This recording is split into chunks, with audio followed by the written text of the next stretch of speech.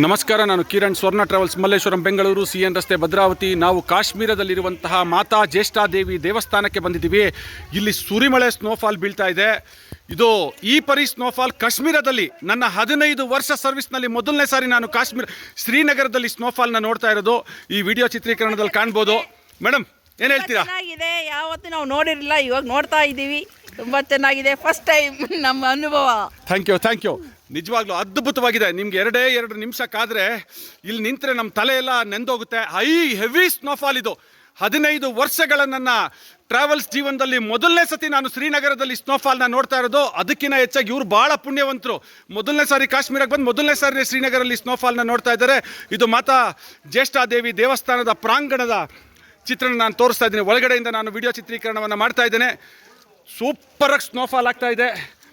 ಎಷ್ಟು ಎಂಜಾಯ್ ಮಾಡ್ತಾ ಇದ್ದಾರೆ ಜನಗಳು. ಈ ಸ್ನೋ ಅಲ್ಲೂ ಮಸ್ತ್ ಮಜಾ ಮಾಡ್ತಾ ಇದೆ. ಏನಂತೀರಮ್ಮ?